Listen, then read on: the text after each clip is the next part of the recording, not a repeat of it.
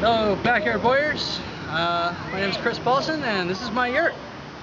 The entire structure of it is made out of 3/4 inch gray conduit, and doorway, of course, is wood, as you can see.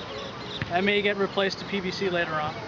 And the smoke hole ring is the only other wooden piece on it. The rest is canvas and paracord holding it all together. So has an outside diameter of 17 feet. The footprint is about 17 feet. The walls are very thin, so I just count that as the diameter of it.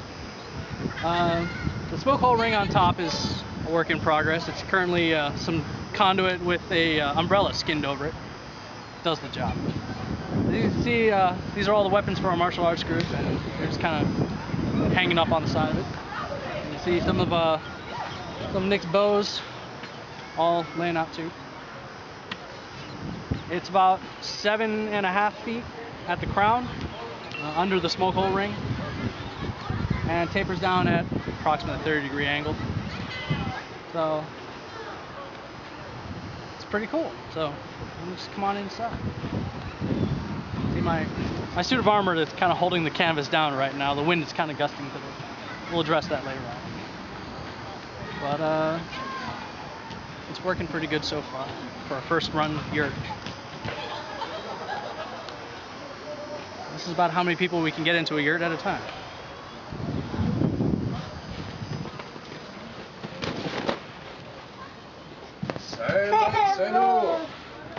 Sign up. Welcome. Come on in. So you want it? I mean, sit down anywhere. Not too far. So here's our yurt. And it's the first of many, I hope.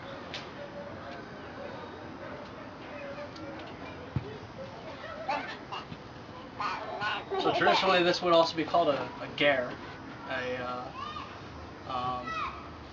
Who first started the yurts?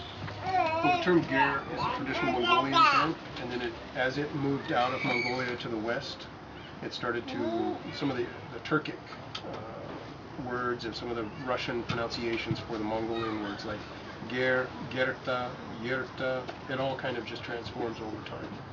But like ordu is camp, hord is the English word for the Mongolian word. So basically it just means camp.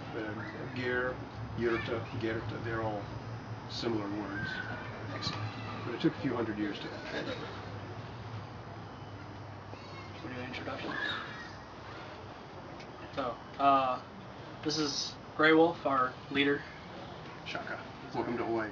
The farthest west of Mongolia you can get, or the farthest east. And he's the one who started this whole idea in the head of building one of these things to begin with. So this is his vision, along with a lot of tweaking and a lot of artistic license at this point. But it works. You did a great job with the materials you had. This is awesome. It works. Pretty proud of how it came out. And this is a typical family-sized ger. So if you were to go to Mongolia today, you would actually walk into a ger about this exact same dimension and size, and feel quite comfortable. A Mongol would come into this and know exactly he was home.